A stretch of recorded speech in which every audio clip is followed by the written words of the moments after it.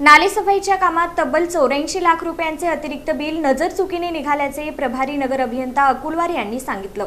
मात्र हे बिल नजरचुकीने निघाले असे मान्य केले असले तरी ते मंजुरीपूर्वी तपासणाऱ्या लेखापरीक्षण विभागाच्या नजरेतून कसे सुटले असा सवाल उपस्थित झाला असून यामुळे लेखापरीक्षण विभागाच्या भूमिकेवर आता प्रश्नचिन्ह निर्माण झाले आहे। सोलापूर शहरातील पावसाळ्यापूर्वी करण्यात आलेल्या नालेसफाईच्या कामातील कथित गैरप्रकारामुळे महापालिका प्रशासन अडचणीत आले असतानाच आता या प्रकरणात महापालिकेच्या लेखापरीक्षण विभागाच्या भूमिकेवरही गंभीर प्रश्नचिन्ह निर्माण झाले आहेत। नालेसफाईच्या कामात तब्बल 84 लाख रुपयांचे अतिरिक्त बिल नजरचुकीने निघाल्याचे प्रभारी नगर अभियंता सारिका अकुलवार यांनी सांगितले आहे। मात्र हे बिल नजरचुकीने निघाले असे मान्य केले तरी ते मंजुरीपूर्वी तपासणाऱ्या लेखापरीक्षण विभागाच्या नजरेतून कसे सुटले असा सवाल आता उपस्थित होत आहे। नालेसफाईच्या कामातील गैरप्रकाराबाबत तक्रारी प्राप्त झाल्यानंतर महापालिका आयुक्तांनी चौकशीचे आदेश दिले होते। त्यानुसार 22 जुलै रोजी चौकशी समिती नियुक्त करण्यात आली।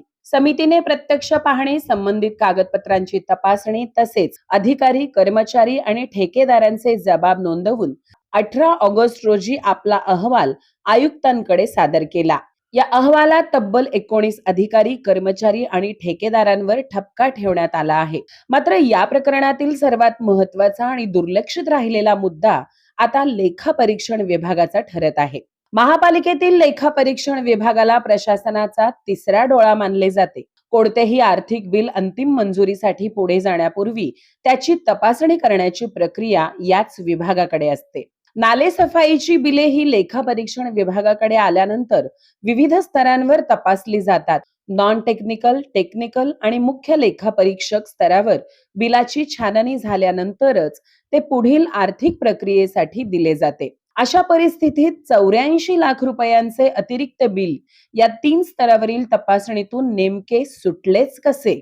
दरवर्षीच्या नालेसफाईच्या बिलांच्या तुलनेत यंदाच्या बिलांमध्ये मोठी तफावत असेल तर ती तपासणी करताना लेखापरीक्षण अधिकाऱ्यांच्या निदर्शनास का आली नाही? हा आता महत्त्वाचा प्रश्न बनला आहे। विशेष म्हणजे जर 84 लाखांचे अतिरिक्त बिल केवळ नजरचुकीने निघाले असे मानले जात असेल तर त्याच बिलाची आर्थिक तपासणी करणाऱ्या लेखापरीक्षण विभागानेही ही चूक का हेरली नाही याचे उत्तर मिळणे आवश्यक आहे। लेखापरीक्षण विभागाने बिलाची केवळ औपचारिक तपासणी केली की प्रत्यक्षात त्यातील रकमेची, कामाच्या प्रमाणाची आणि मागील वर्षांच्या तुलनेतील तफावतीची छाननी केली असा सवाल उपस्थित होत आहे। नालेसफाईच्या कामातील कथित गैरप्रकाराच्या चौकशीत 19 जणांवर ठपका ठेवण्यात आला असताना आता लेखापरीक्षण विभागातील संबंधित अधिकाऱ्यांच्या भूमिकेची स्वतंत्रपणे चौकशी झाली आहे का याकडे आपले लक्ष वेधले जात आहे।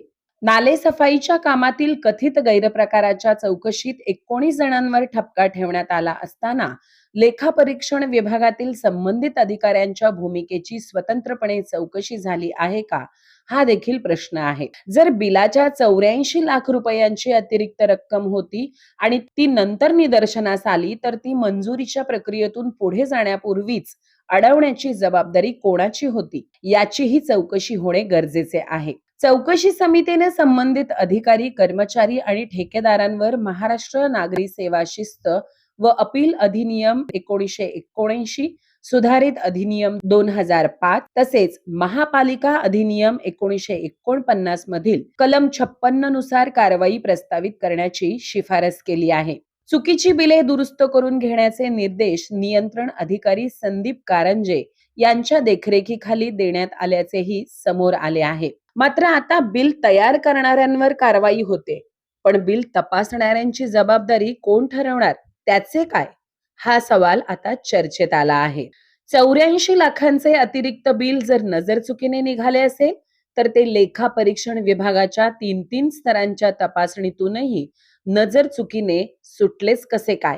की या प्रकरणात आणखीन काही बाबी तपासण्याची गरज आहे याचा खुलासा आता महापालिका प्रशासनाने करण्याची मागणी होत आहे। त्यामुळे नालेसफाई घोटाळ्याच्या चौकशीसोबतच महापालिकेच्या लेखापरीक्षण विभागाच्या कार्यपद्धतीची आणि 84 लाखांच्या अतिरिक्त बिलाच्या तपासणी प्रक्रियेची स्वतंत्र चौकशी होणार का याकडे आता सोलापूरकरांचे लक्ष लागले आहे।